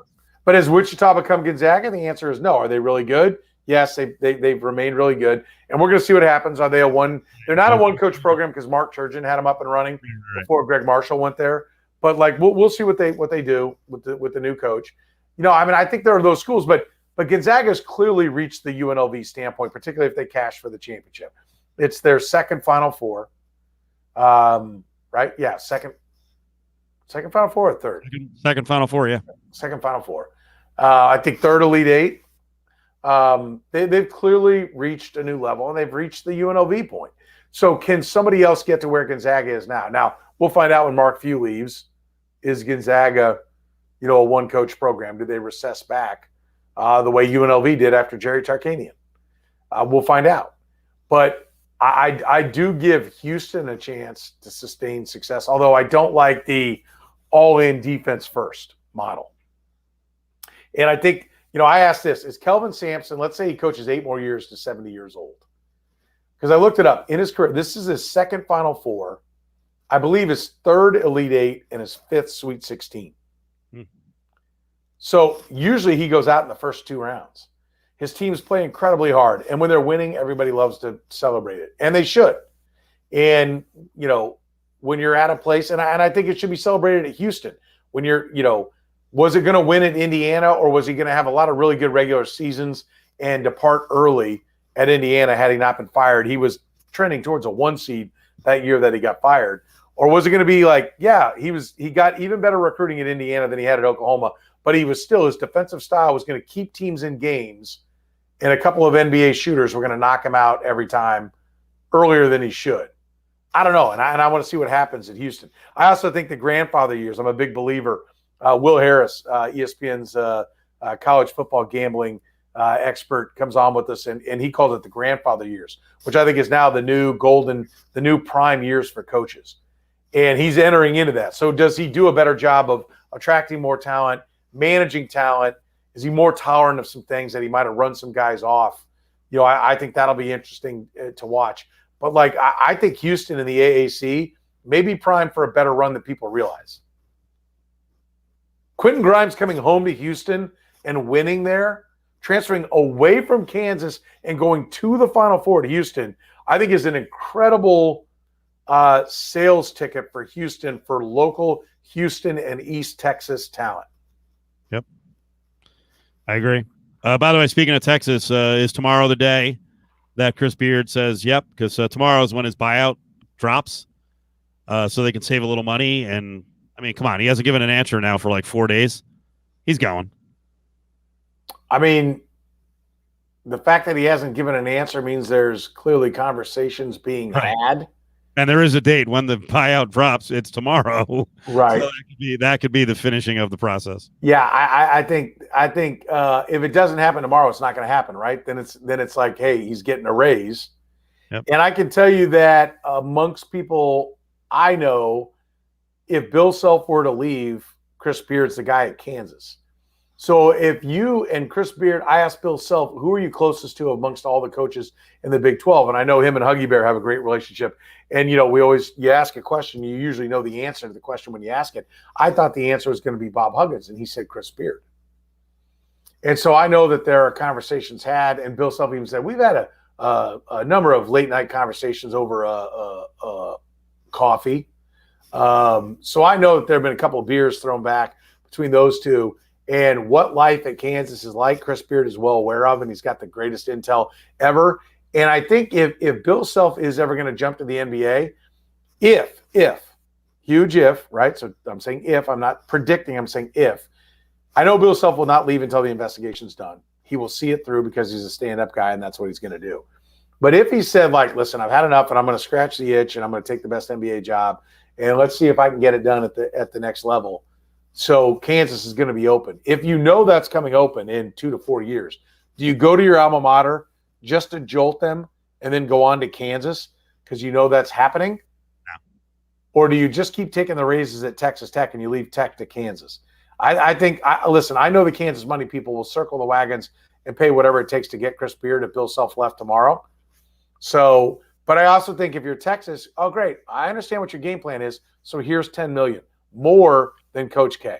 Yep. And if they don't, then Texas is not serious about basketball. We talked about it 2 weeks ago, and I've used this conversation with other people. Do not be Indiana.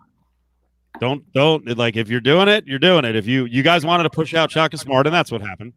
You want to spend $10 million to get rid of Archie Miller. You better have the guy ready to go, and you better freaking nail it, not go to your 7th choice. Yeah. Yeah. No, I think Indiana, if they want to be a blue blood, then pay like blue bloods. Does everyone around the Big 12 think that Oklahoma is going to be dead here? Because Oklahoma is going to shoot for more of a, probably a lower level guy, and make sure he's there 5-6 years. I think Oklahoma's the shooting potential of the Oklahoma program. Yeah, but I think to Oklahoma's credit, listen, Joe Castiglione is as good as it gets as an athletic director. Yeah, he's good. He's a great guy to work for, so people would like to go work for him. Like if you said to me, Beard leaves for OU, I'm not falling out of my chair. Right. I can't remember what it is, and I use that line all the time. I'm not going to fall out of my chair. There was something that I said, if this happens, I will fall out of my chair, and I can't even remember what it was because it comes up so infrequent that I would actually fall out of my chair. Just because if you think things through, the possibilities that are there, usually there's a possibility. Joe Castiglione is a great boss to work for. And, I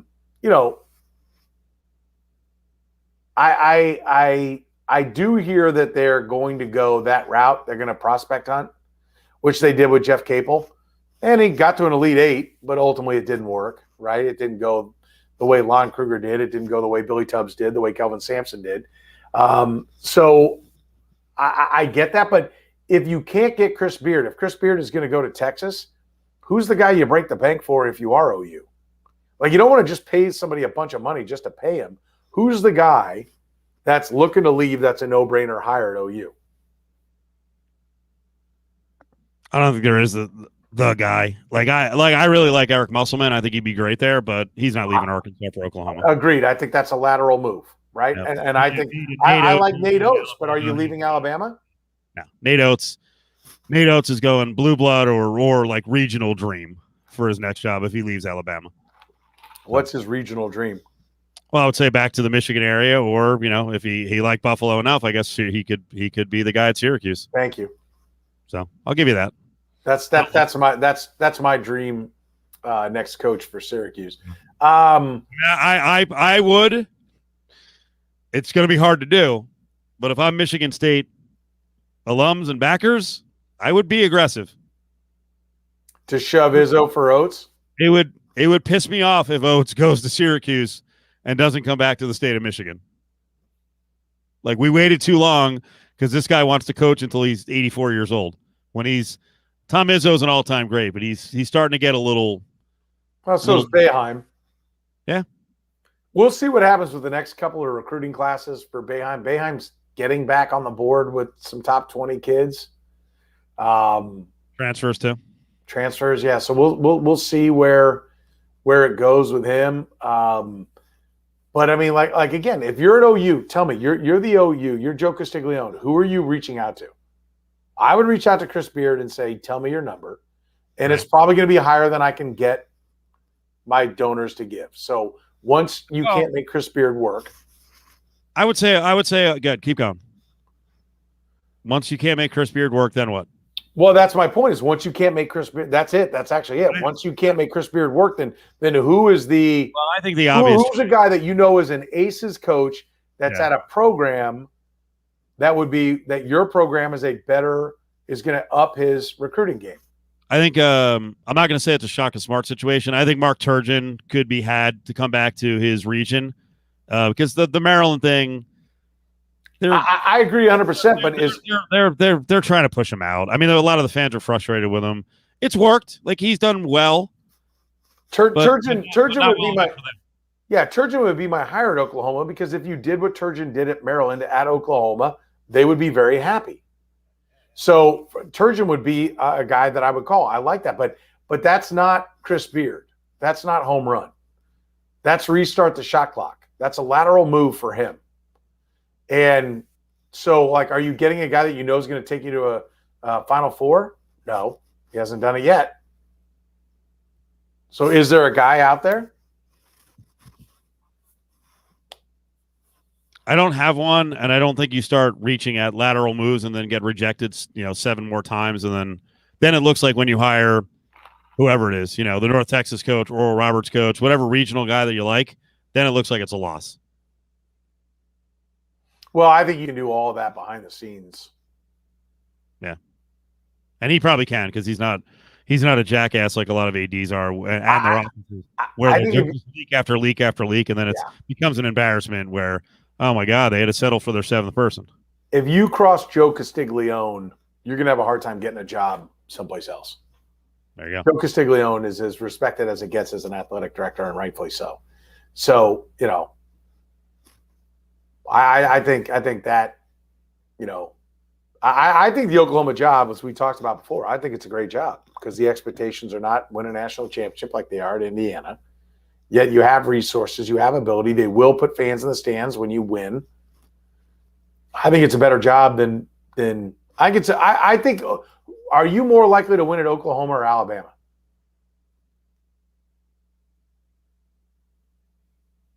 I don't know. I like the Alabama situation.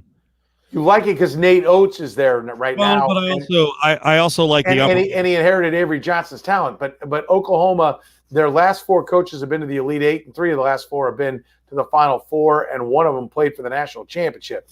Alabama hasn't pissed a drop. So the program itself doesn't boost you up. You know, I was really gung-ho on Brian Dutcher, and things changed at Minnesota apparently behind the scenes in terms of their goals. He's a San Diego State coach, and he's been amazing. Shouldn't they give him a call? Like he might be a guy who wants to make – and the buyout's pretty big, but Oklahoma's got the money. I think that would be an interesting hire. Yeah. He's from a defensive culture, but he is from a we grow old together, and they have layers of recruits, and maybe it's because it's San Diego, right, that they get transfers, but they do as good a job as anyone in the country of landing the right transfers who turn into 2- and 3-year players. So, yeah, no, I think that's fair. That's a guy that's winning on a consistent level. Yeah. All right. So what's the to flip the page? Before we get to baseball and Kansas City, I admire what Francisco Lindor did by holding his ground. He got another $20 million on the deal, and the Mets had this deadline, and he went from 10 for 320 to 10 for 340. Frankly, and I'm a pro player guy, it's kind of an absurd deal for the type of player he is. A 10-year deal. I think we're going to, like, we went through this with the Mike Hamptons, and, you know, I like the deal more for a position player. And how old is he now? 27. Yeah. But he is coming off a year where he was like, 260, 8 and 30. Yeah. If he was not going to take $300+ million and go out into the free agent market when Javier Baez, there was going to be 5 shortstops, high level shortstops out there. Like he's lost his mind. And the Mets should have called his bluff, but Steve Cohen's new to the game. I think he feels some pressure to land stars, and they got fucking swatted off the backboard by George Springer. And I think the Mets can afford to throw some money away. Of course they can. On the back end, that's okay. Okay. So I think this is a good deal for both sides. But here's the thing.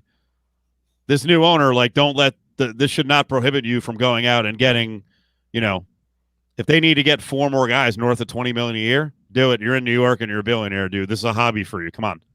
How many the Dodgers won, and I know everybody thinks, okay, now you got to be huge money teams. Yeah. But the Royals won in 15 with $100 million payroll, maybe. Yeah. How many of the champs of late have been at the top of the food chain money-wise? I don't know. Let's look at the list. And I should retract that. When I said the Mets shouldn't let money be an object. I actually wouldn't build my team with like 7 guys who are north of 20 million. I don't think it's the best way to do it. No. But I think what's going to be interesting, I think, I'm watching Kansas City rebuild here, and a young kid, Kyle Isbell, is going to start in right field tomorrow for them. And I think you have to be able to develop in your system. But I think clearly big market teams can have more dead money on their payroll than small market teams. But I do think it's important to, have smart investment. and make sure that you're not tied up in a bunch of contracts that give you a bunch of 30-plus-year-olds. Like the Angels' biggest problem is they keep, they pay out their nose for guys that, the back ends of the deals are going to be terrible. Like Right. Albert Pujols is killing their ability to get pitching. And then he won't spend. Like you gotta, you made a mistake on Pujols, or at least the back end of the deal. Like, keep going, let's go. Yeah. So poor Mike Trout. He took the money, and now I guess he has no power in the organization. Like, that should be, the Russell Wilson example of like, man, I'm frustrated. Deshaun Watson, which is a whole different case now, but Mike Trout should stand up and be like, you know what, I want out of here. This is bull. Come on, I can't spend 10 years not making the playoffs or barely making the playoffs. Get some players around me. No, I agree, and it's not his contract that's prohibiting them. It's the other contracts they keep putting around him. That's what they have to do. I mean, yeah, I think. Look, Lindor's a tremendous player, but I don't think he's a guy that's going to be crushing it at age 34, 5, 6, 7. Right. So you're donating the last 3 or 4 years. Like, I think he's a guy who's going to start looking old at like 31, 2, 3. You agree? Yes. Yeah. I'm nervous about all these deals, about all the gigantic deals. I mean, good for the players for getting them, but I don't. I don't know how certain players, get to where they get. Natural, all that. I don't know. And we've seen a lot of guys just fall off the cliff. Yeah, no, I agree. A lot of money in for a long time. Yeah, trust me. I'm like the amount of money that's swimming around in baseball is unbelievable. Well, that and I will say this. The ownership has gotten smarter. Like, the total revenue on players has gone down 3 straight years. If you take last year and prorate it out over 162, it would have been the 3rd consecutive year that the total money paid to players has gone down, which is what's going to send us towards a salary cap in baseball, because a cap gets you a floor, right? They may never call it a cap. It may always have the ability to go over with a more severe luxury tax, which is just a diet cap. But owners are realizing, like, because Lindor gets 325 doesn't mean Mondesi deserves in Kansas City 190, right? Like, okay, I'll bank Tatis because I know there's he's going to be worth 25 million every year, so I'll give him 30 something to make sure I got that guy. But then around him, I'll just put good players, right? Like, I'm not going to, like, Mike Moustakas thought he was headed towards a big 7-year deal. Got a 1-year deal from the Royals, then got a 1-year deal from the Brewers, got another 1-year deal, and then got a 3-year deal from the Reds. Like, the owners have figured out that game. And I actually think Moustakas would have been a good value for somebody. I actually think for the Royals, Moustakas should have been signed. Like, it's my goal to get to the bottom of why Moustakas was not signed by the Royals. When Hosmer turned him down, why didn't you keep Moustakas? And maybe Moustakas didn't want to. I mean, there's legitimate answers as to why they didn't do it. But for the team that brought him up, it's worth the overpay more so. Moustakas is kind of a red ass. I think the whole organization may have seen him as a pain in the ass. I never minded him. I mean, he could be a red ass to the media, but I never minded the guy. And, I think he's a good baseball player. But, and now playing second base for the Reds, he's tremendous for fantasy baseball players to count him at second. Always thought with that body type, second base, that's a position. He was a shortstop in high school. Yeah, I was gonna say, give him credit. He's a good athlete if he can play it that big. That's what everybody. Yeah, he's a shortstop in high school. Yeah, who wasn't a shortstop in high school? You jackass. But no, I think it's interesting that all the numbers that have been thrown at the owners in arbitration cases and used against them to get raises for the players are now the numbers that are thrown back at them as to why they're not going to pay most players. And they're right. It's a smart business decision. It's why the players are ultimately going to have to cave and go to a cap, because it's the only way they're going to get the money that they're going to get their 50% of the revenue, because there's no reason to pay the mid-tier 90% of the top tier. Have you talked about the Royals total? Started at 71.5, it's gone to 74, and I still like the over.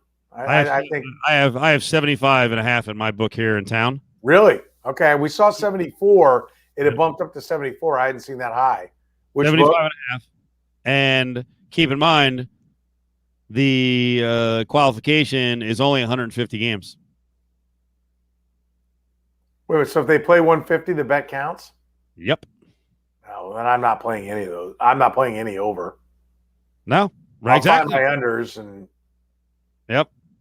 that's terrible. That is terrible. I mean, you could have a handful of games canceled. All of a sudden, you're playing 156, 152, and you're like, hey, 75.5 wins. Crazy. I didn't expect it to be that low. Yeah, that sucks. But assuming 162, I do think that the pitching of the Royals, the depth of pitching, is better than most people realize. The casual fan realizes. And I think their lineup, while it's not going to be what it's looked like in Arizona, there are a lot more answers than there are questions. They had two big on-base guys in Santana and Benintendi. So I think lineup-wise, they're going to be a lot better. I think what's going to be interesting this year is how much does the fact that nobody pitched any innings last year affect teams? Because there's like a lot of research that you don't want to jump anybody's innings more than 20% one year to another. Well, nobody got a chance to pitch innings.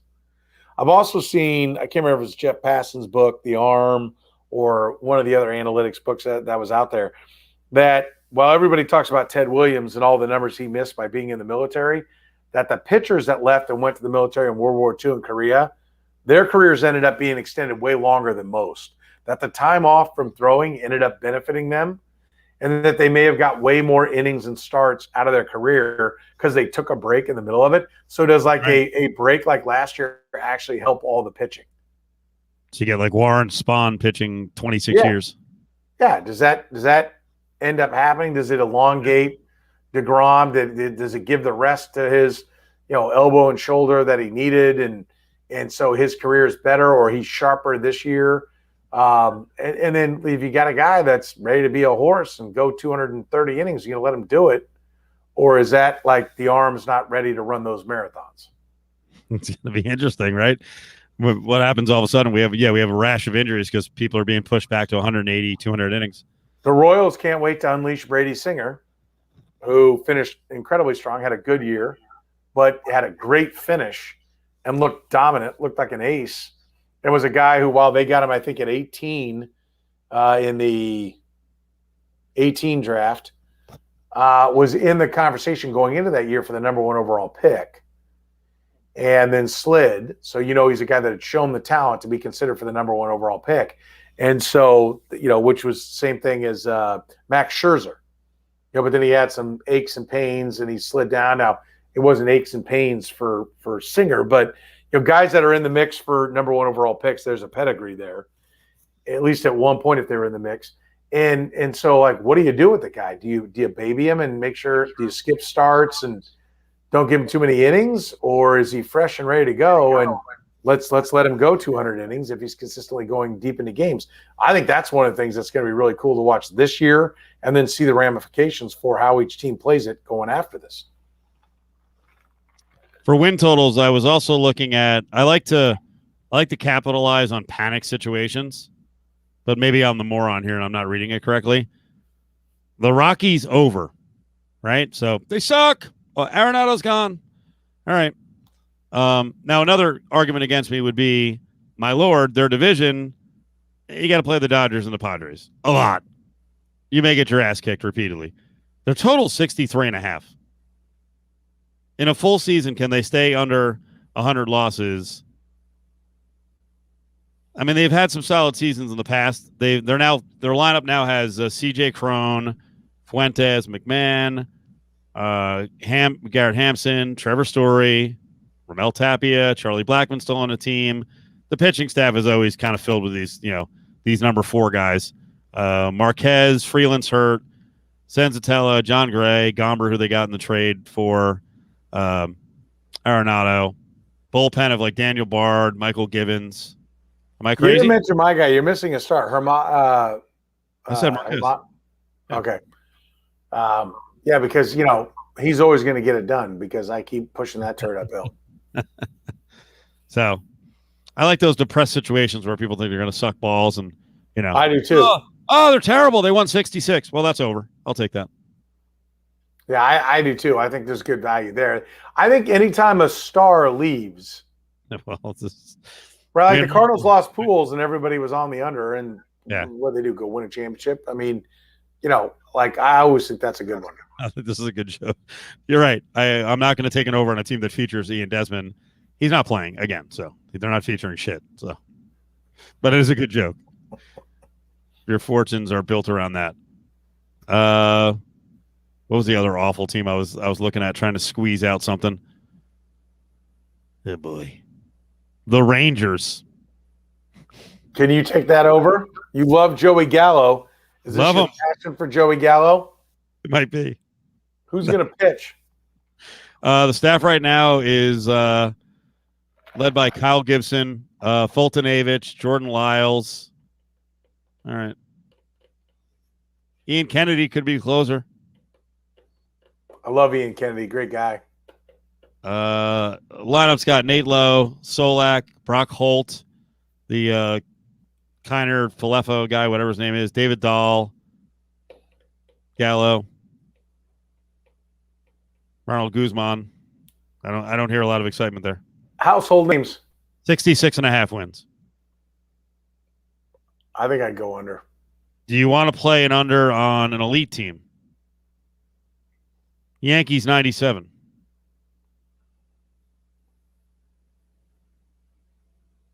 What's the rest of the division's totals?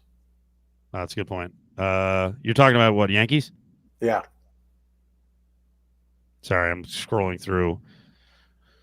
William Hill. You have 7 screens. People don't realize Coville has like 7 screens in front of him. Are you looking at your phone for these I am. numbers? Yeah, it's easier. It's easier this way. I can never find anything online. Baltimore 63.5. Boston 78.5.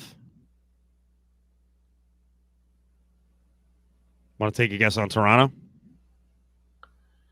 86. Oh boy, losing it. I'm losing it. Why? Am I wrong? No, it's all falling apart.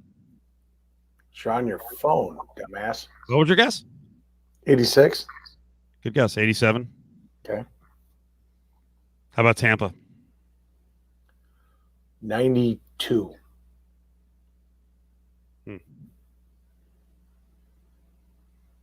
That feels high.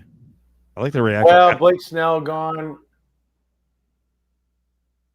Yeah, 90. 86.5. Okay. So that's an over. We just got an over.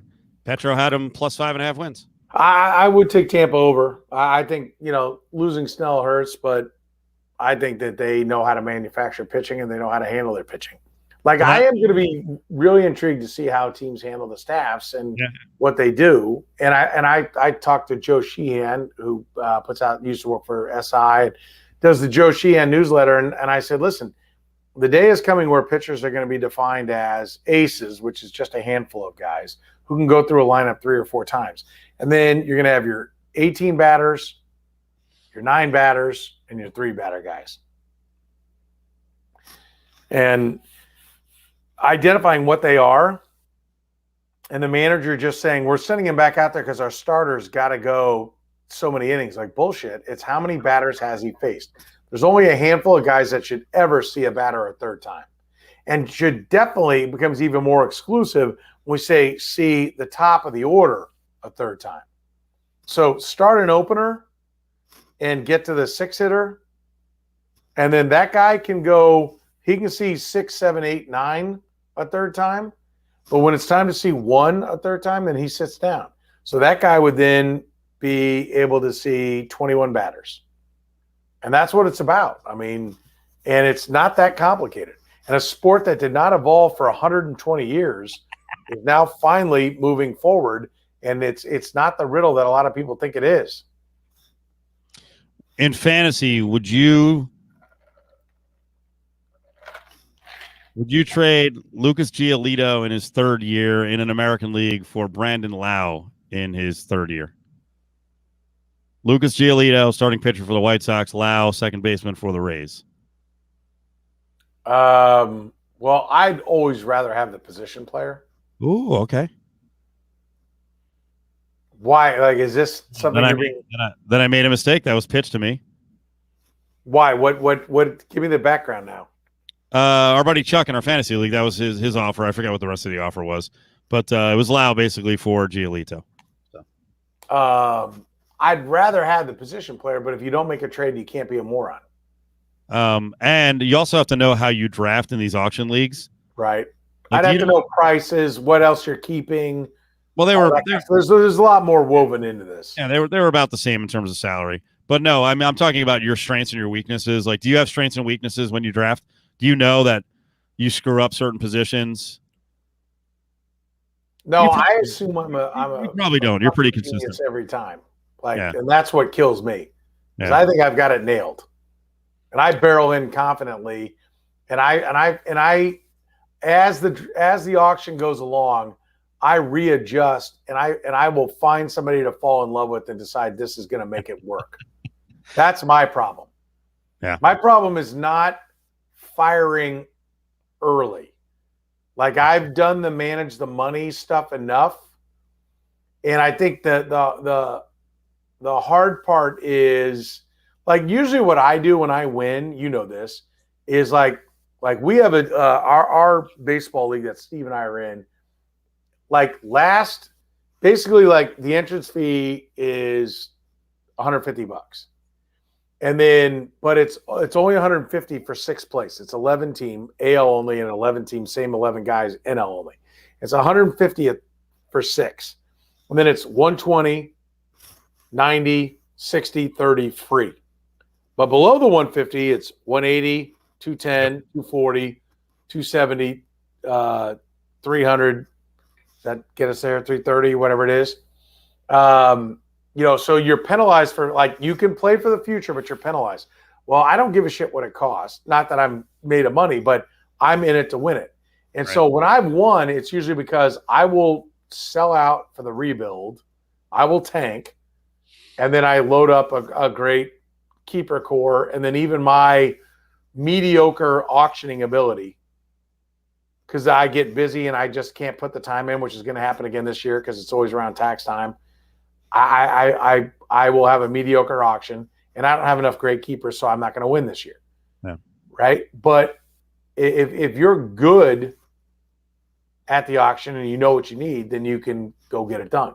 Yep.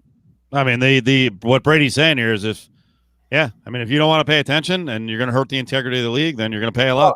Yeah, it's fantastic. I mean, it's great. And it kind of creates some, like, those of us that are willing to pay the heavy entrance fees, we're kind of the Yankees, because we'll make a deal like that. We got one guy, I'm not going to say him here, but we got one guy who's like, no, I can't finish last. I need to try to get up a couple of spots. Yeah. Like, okay. That's right. Like, that $40 is going to hurt you over the next 6 months. Yeah. So I'm like, okay. It's going to be rough. Yeah, we're going for it. Let's make it happen. The frilly, foamy coffee. Yeah. So my problem is that, like, I think the key in those leagues is when to go for it, when to go all in on a guy like this is the last guy of this. It's actually really to identify when it's not the last guy and the guy's going for cheaper, because the last guy always goes for too much. So if you get two guys, if you get, I don't even know an example, but, like, say Mike Moustakas and somebody like him, and it's like you want to get that's next to last guy, because he'll go for what he should, and then the last guy, everyone looks and goes, shit, there's nobody who could hit 35 home runs left, and they're all in. That guy goes for like $9 more, and you're like, God damn it! Like, I don't do that part well. Yeah, I don't think this is the case that the guy's feeling pressure from the wife because she hates fantasy. You talking about Chuck? No, the guy who has to be budget conscious when he's at no. the bottom. No. He's just legitimately budget conscious. We talking about the same person who's, like, turned into a freaking monster now? DC? No. Oh, I know who you're talking about. Yeah, no, him too. Yeah, he No, now he's. He used to do that. Now the guy studies more than everyone else, and Oh, he got a new job where apparently he never works and all he does is prep baseball. son of a bitch. Yeah. The guy's in sports, and we're at a disadvantage. Oh, he's not in sports. No, I'm saying we are. Oh yeah, no, absolutely, He's 100%. He's studying while we're on the air. I'm like, I got to talk. I can't study freaking pickups this week. I think he's sitting there in his office. He has one of those jobs where he just if there's a fire, he's got to go put it out, but the rest of the time he's just sitting there studying baseball. That's amazing. What a life. He's arrived. All right, we got to go tonight. Appreciate it. Petro, good job. I hope everyone goes and checks out Candy's site. That's awesome. I also hope Candy gets a full-time job with VSiN, and furthermore, I hope Candy had stock with VSiN, and he's now a millionaire. Good dude. That would be kind of cool.